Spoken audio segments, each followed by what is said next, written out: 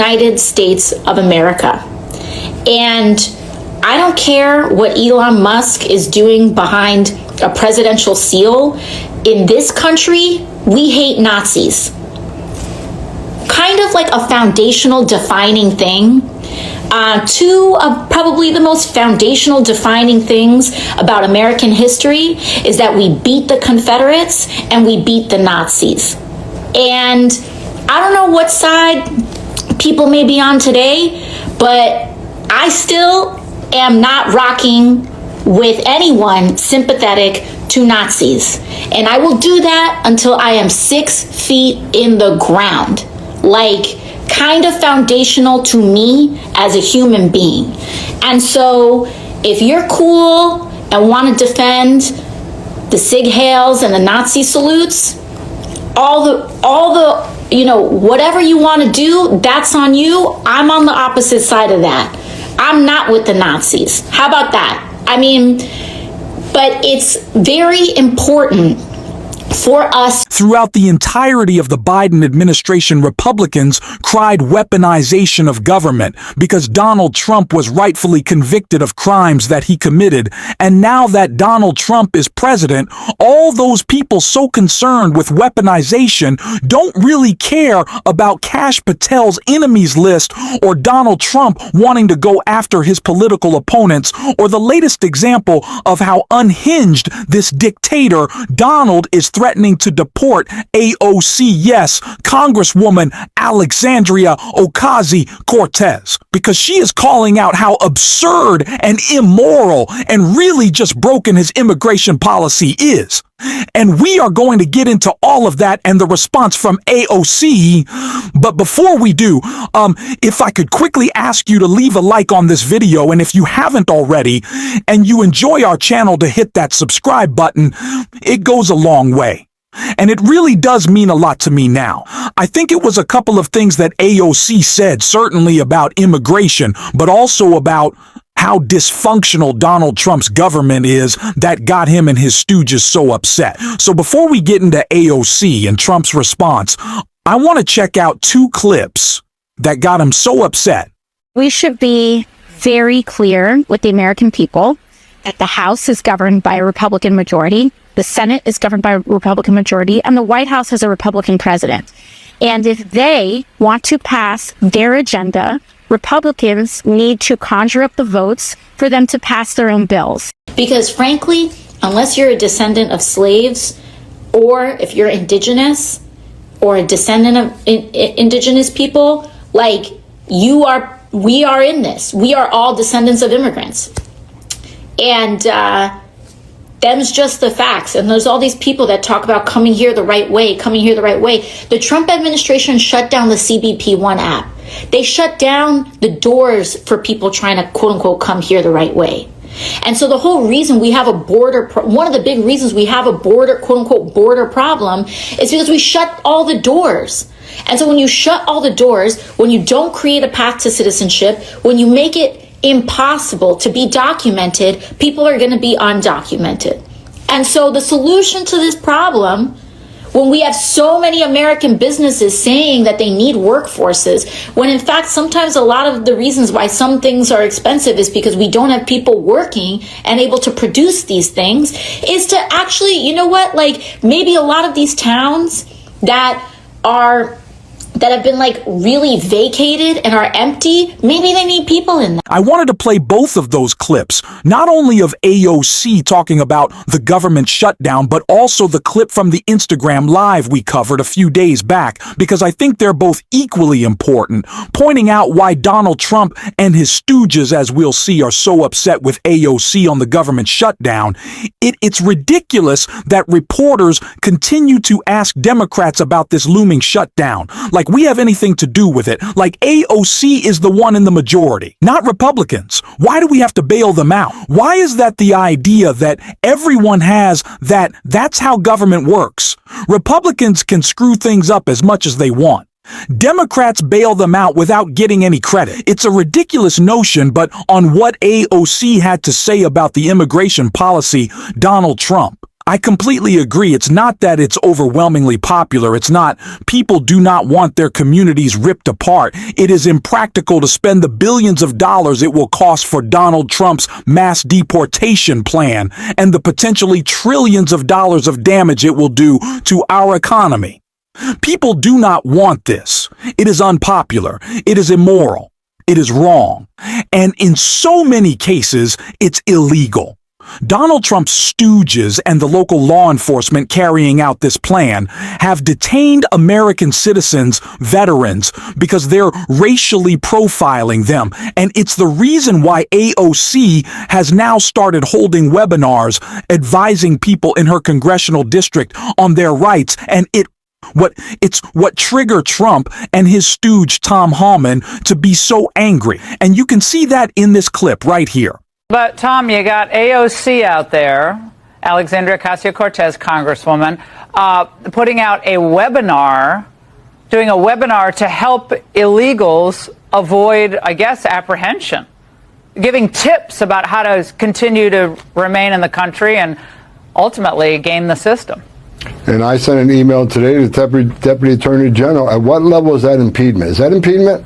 I'm not an attorney, I'm not a prosecutor. Is that impediment? Is that impeding our law enforcement efforts? If so, what are we going to do about it? Is she crossing the line? So I'm working with the Department of Justice and finding out where is that line that they cross. So maybe AOC is going to be in trouble now, but I need the AOG to opine on that. But because impediment is impediment, in my opinion. I'm not a prosecutor, but we need some further guidance on that. But again, if we have to take every federal dollar out of the city, we'll do it. I mean, we're done. This is about public safety. This is about community safety. Knowingly releasing a public safety back in the public is just stupid. You're putting the public at great risk. You're putting our officers at great risk. You're even putting the illegal alien at great risk because anything can happen on arrest on the street. So we just want to make common sense. In sanctuary cities, they want to step aside. Step aside. We're coming. We're going to do it for you. If you don't want to make your community safer, President Trump's going to.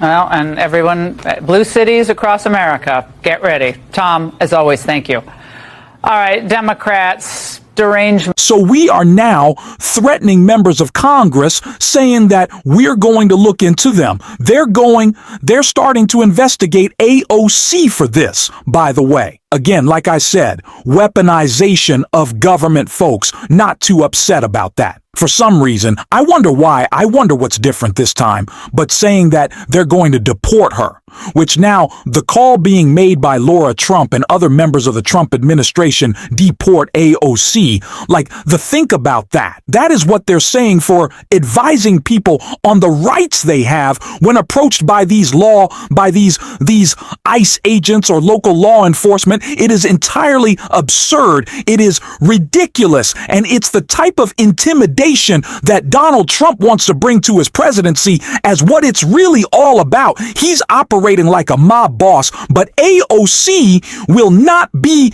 intimidated. So she clapped back, and I want to take a look at what she had to say. Right here, AOC says Trump's border should learn to read after she becomes late as Democrat to be threatened by him. Representative AOC fired back at President Donald Trump's borders are Tom Howland after he suggested she would be in trouble for hosting a webinar explaining migrants' rights in the U.S. Ocasio-Cortez shared a clip of Howland's remarks on Blue Sky Thursday with a caption mocking his words.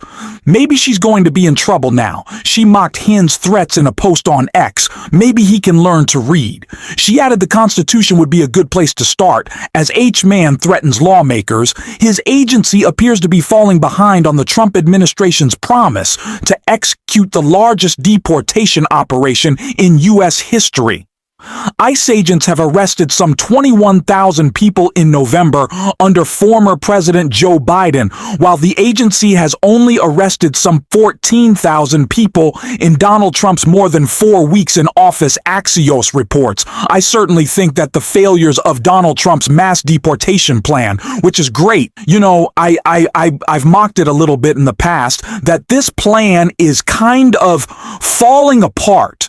It's not working as much as Donald Trump wanted. It's not hitting its goals. But I'm glad. I do not want to see this plan successfully carried out. Why would it is insane, and it is so insane that it's not working. And I think that's a big reason why Tom is lashing out, why Donald Trump is talking about, shipping off criminals to other countries, like shipping off American citizens to other countries, is because they're just so shaken by this that they, put into place this horrible, inhumane law in the Laken Riley Act, and it's not even helping them accomplish their ends. And it is really scary to see what this is kind of all about at this point. It's almost not even about the mass deportation as much as it is creating tools for intimidation, for Donald Trump to keep people scared, to try to keep them in check, to break up these communities. We see them going into churches, elementary schools, day-see careers, terrifying thoughts,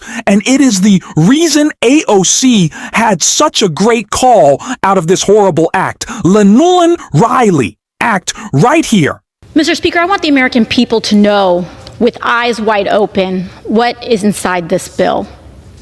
Because we stand here just 2 days after President Trump gave unconditional pardons to violent criminals who attacked our nation's capital on January 6th. And these are the people who want you to believe, who want us to believe that they're trying to, quote unquote, keep criminals off the streets. When they are opening the floodgates. I want the American people to know what is in this bill. Because in the guise and in the wake of tragedy, we are seeing a fundamental erosion of our civil rights. In this bill, if a person is so much as accused of a crime, if someone wants to point a finger and accuse someone of shoplifting, they will be rounded up and put into a private detention camp and sent out for deportation without a day in court, without a moment to assert their right and without a moment to assert the privilege of innocent until proven guilty. Without being found guilty of a crime, they will be rounded up. That is what is inside this bill, a fundamental suspension of a core American value. And that is why I rise to oppose it. If you're a dreamer, all someone has to do is point a finger and you will be rounded up.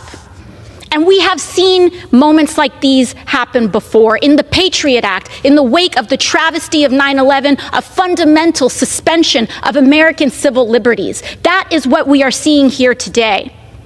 Mr. Speaker, you may wonder why so many of our friends across the aisle who care so deeply about the rule of law happen to be so desperate to pass this bill, after they are unleashing people who attacked police officers here on this Capitol into roaming our streets, who are publicly saying now they want to get a gun. Suddenly, these folks care about public safety? I don't think so.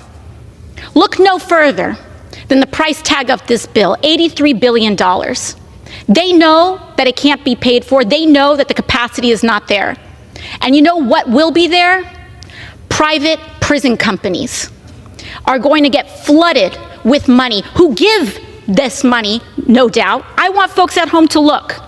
Look at what members of Congress are invested in private prison companies who receive this kind of money, and look at the votes on this bill. It is atrocious that people are lining their pockets with private prison profits in the name of a horrific tragedy and the victim of a crime. It is shameful. It is absolutely shameful. And Mr. Speaker, I'll conclude with this. In a few months, there are members of Congress who voted for this bill who are going to pretend they didn't know about all the bad things that are going to happen because of it. So when a private prison camp opens in your town, when a dreamer... Time has expired. I yield the gentlelady an additional 30 seconds. So when a private prison camp opens in your town, and they say, we didn't know this was going to happen, know that they did, and they voted for it.